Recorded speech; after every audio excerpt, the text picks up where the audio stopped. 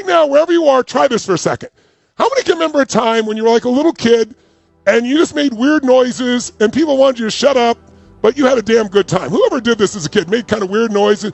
How many of you like to sing when no one's around? Raise your hand, say aye. Say aye. Right? Why do you sing when no one's around? You sound like hell, but you don't care because it feels good. Because singing using your voice changes your body. So right now, just do me a favor. Wherever you are, don't care who's there, make the sound of total excitement, like you're excited out of your mind like a little kid. Go ahead, go for it, come on. Come on. Come on, Steve Cutridge, you can do it, I'm watching you. Good job, good job. Tinto, where's the energy, brother? I like your hat, but where's the energy? Come on. All right. Now notice, how many feel better after making that silly little sound in your body? Raise your hand if you feel it. That's just a change in physiology. Again, remember I said this to you yesterday? If there was a depressed person behind curtain number 1 over here, and I was going to give you a $100,000 donation to your favorite charity if you could describe their physiology, the way they're using their physical body while they're depressed, I bet you could do it, right? Again, where's their shoulders? Back or rolled forward? Which one? Down. Where's the head? Show me with your own head. Where's the head when they're depressed? Up like this or where? Is the chest, are they breathing full or more shallow? That's right. Are they talking loud and fast or slow and hesitant? You know, because that way of using your body will put you in a shitty state. And here's the problem. Many of us get in the habits of using our body a certain way over and over again, and so we feel those same emotions and we know no way out. But if your identity was, like for example, if your identity is, I'm conservative and I'm quiet, then when somebody's being really outrageous, like, oh my God, I could never do that. But when did you decide you were conservative and quiet? How many decades ago? And you know, would you use the same software from 30 years ago, 20 years ago, 10 years ago? Would you even use the same phone from 7 years ago? Hell no. Because you know I want to upgrade. But most of us don't upgrade our identity and we don't upgrade the habits of our physiology. So the way you move is one of the things that defines the way you see yourself. I don't know. I think everyone has greatness. I don't like that separation. I respect it because in sports, I think it's really easy to measure. But sports is one aspect of life. You know, I think everyone has the opportunity to be great. To me, being great is being outstanding, to stand out from all the rest. And as you know, in sports, it can be by, you know, a few microseconds, right? You know, in the Olympics, you know, it could be a nose hair and you stand out. If you stand out, you show the people what's possible. Not everybody likes that. Some people get angry and think you're showing them up. Other people get inspired.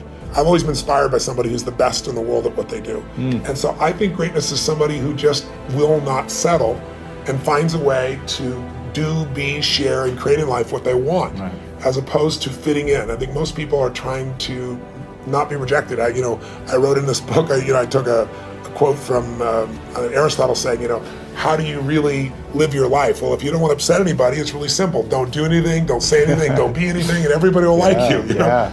But if you want to have a quality life, I think you just have to put yourself on the line. And so to me, greatness is people that put themselves on the line, they keep growing, they won't settle. The number one reason we don't achieve success and we resign ourselves to mediocrity and we get swallowed into failure and discouragement, and it becomes sometimes so deep that we can't see the possibilities that our lives could be. I mean, your life doesn't have to be your current life 30 days from now, but most people can't see that. And the number one reason is this word called grit. Researchers say the number one defining factor of whether we become successful or average is whether we have grit. Grit is the ability to stay true to your vision and not dilute it when you get laughed at. Grit is the ability to try an innovation, experience failure, and to say, I'm going to continue, and I'm actually going to learn and use that experience to get me closer on my path to the mountaintop. I used to say that before I had children, I had 8 theories about how to raise children. And now I have 8 children and no theories. All right? But one of the things I know about children is that no one likes being told what to do.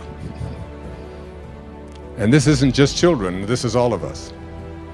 One of my favorite songs is a song from when I was back in high school. Oh, give me land, lots of land, and the starry skies above. Boy, you know it. Don't fence me in. Don't restrict me. Don't put boundaries on me. Don't tell me.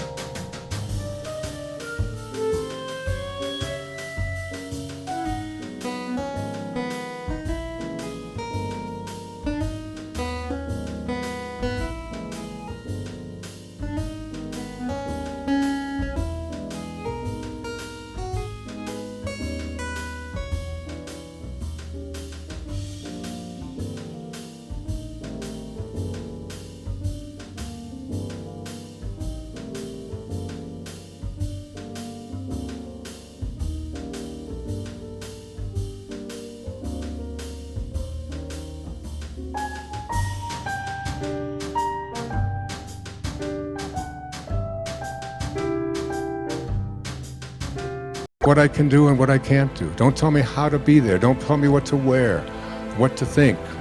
Don't tell me how to do yoga. Don't tell me, I don't want to be told. This is the soul speaking, always. The soul is constantly having a desire to expand and grow. And anything or anyone that comes into your life that attempts to do that, you will find yourself fighting it and reaching back. How many of you have ever thought about opening up a restaurant or starting a small business or having some kind of side hustle? It doesn't have to be a restaurant.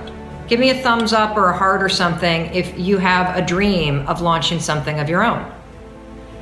You're not alone, by the way. In fact, for the first time in history, when the Pew Research Center did this study about the American dream, and I realize we have a huge international audience, but at least in the United States, the American dream used to be, I really dream of owning my own home.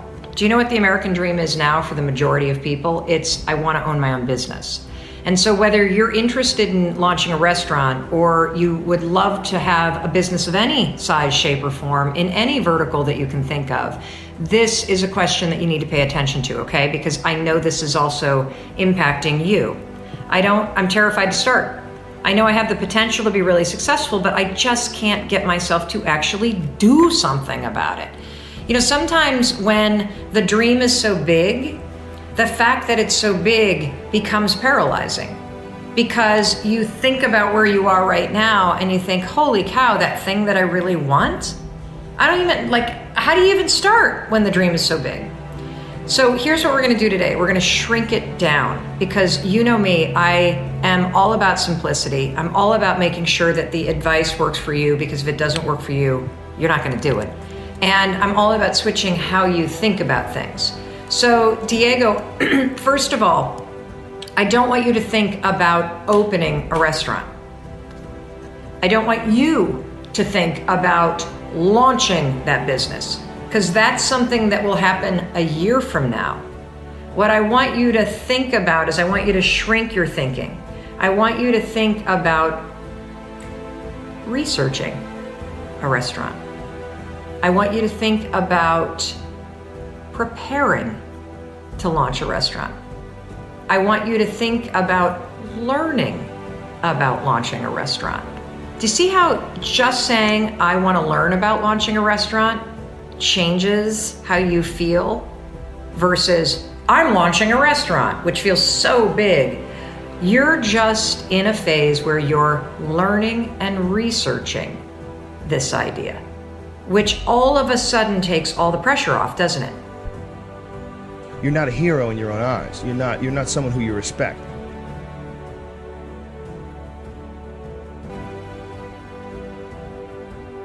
You know, you're doing what you got to do to get by, but ultimately you're not respecting yourself. And I think we all have a certain amount of appreciation and respect for hero figures. You know, like we all look at like the guy who never lies and always does the right thing and fucking helps everybody out, and that's the John Wayne character. You know, that's the ultimate hero.